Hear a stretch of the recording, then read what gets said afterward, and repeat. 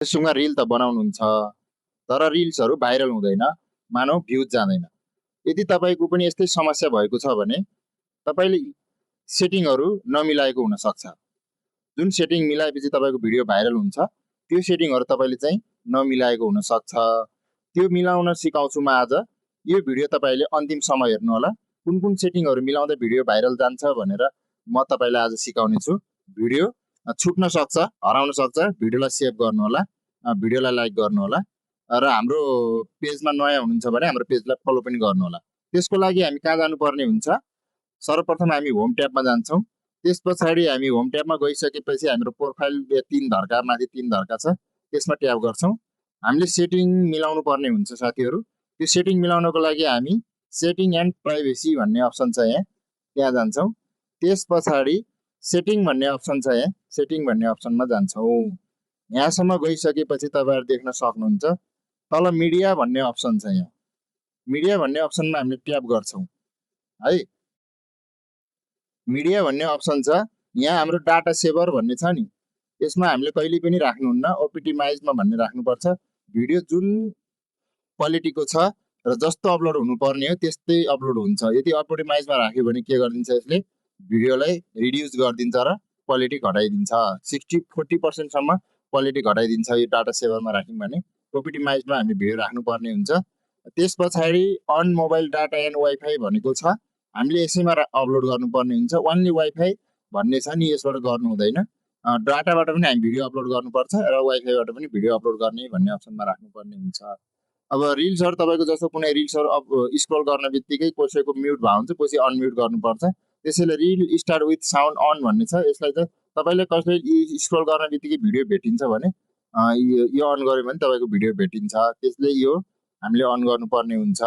Photo 3D बनाउने हो कि बनाउने होइन, यो चाहिँ हामीले यसलाई चाहिँ यस्तै अफ राखिदिनु होला। अर्को अप्सन छ,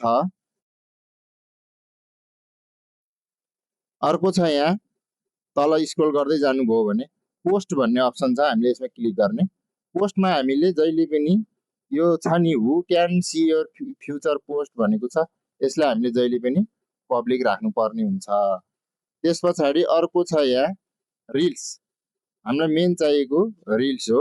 रिल्समा हामीले के गर्नु पर्यो, यो छ नि तपाईँको रिल्सको भिडियोहरू रिमिक्सिङ एन्ड ओरिजिनल अडियो युज भनेको छ। तपाईँको भिडियोहरू तपाईँको अहिले साउन्ड जस्तो म बोलिरहेको साउन्ड छ, तपाईँलाई कसैलाई मिक्स गर्न दिनुहुन्छ भने चाहिँ यसमा थिच्नु होला। नत्र ओरिजिनल अडियो युज ओन्ली भन्यो भने allow use of original audio only, remixing is not allowed भनेको छ। रिमिक्सिङ इज नट अलाउड भनेको भने तपाईँले यसमा गर्न सक्नुहुन्छ। तपाईँले रिमिक्सिङ चाहिँ नट अलाउड गर्न पनि सक्नुहुन्छ, तर मैले चाहिँ रिमिक्सिङ एन्ड युज ओरिजिनल अडियो भन्नेमा गराएको छु। ओरिजिनल अडियोमा रिमिक्स गर्छु र यो फ्युचर पोस्टहरू चाहिँ हामीले जहिले पनि पब्लिक गर्नुपर्छ। अर्को छ पेज सेटअप।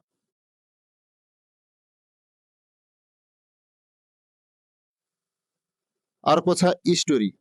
स्टोरी हामीले के गर्नुपर्छ, यसलाई पनि हामीले पब्लिक गर्नुपर्छ। यति भयो भने, यति सेटिङ तपाईँले मिलाउनु भयो भने तपाईँको भिडियोमा भ्युज जाने सम्भावना एकदम धेरै हुन्छ। यसमा पेज एन्ड ट्यागिङ भन्ने अप्सन पनि छ। यो पेज एन्ड ट्यागिङ भन्नेमा who can post on your page भन्छ, यसलाई हामीले एभ्रिवान गर्नु पर्दछ।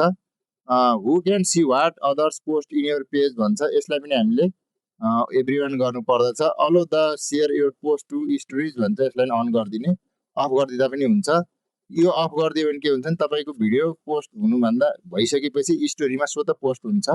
अलो others view leave review and page भन्छ, allow others to share your post to their stories भन्छ। उसले तपाईँको भिडियो चाहिँ उसले आफ्नो स्टोरीमा सेयर गर्न सक्छ भन्छ।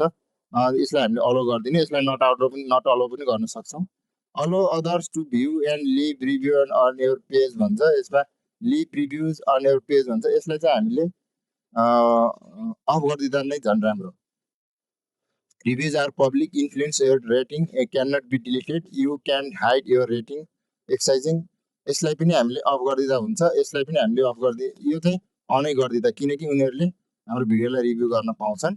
हु can see post your tag on your everyone भन्छ, यो हामीले एभ्रिवान हामीले ट्याग गर्न सक्छ भन्ने छ, यसलाई पनि हामीले अन गरिदिँदा केही फरक पर्दैन। Who can see the fans tab on your public भन्ने छ, यसलाई पनि पब्लिक गरिदिउँ। यति यति सेटिङ मिलायौँ भने हाम्रो भिडियोहरू भाइरल जाने सम्भावना धेरै हुन्छ। आगामी दिनहरूमा मैले यस्तै यस्तै भिडियोहरू लिएर आउनेछु। लगत्तै मैले कति कमाइ हुन्छ, फेसबुकले कति भ्युजको कति कमाइ हुन्छ भन्ने भिडियो लिएर आउनेछु। त्यो भिडियो हेर्नको लागि हाम्रो च्यानल ओएमजी अपडेटसँग जोडिनु होला। हाम्रो पेज ओएमजी अपडेटलाई फलो गर्नु होला। धन्यवाद।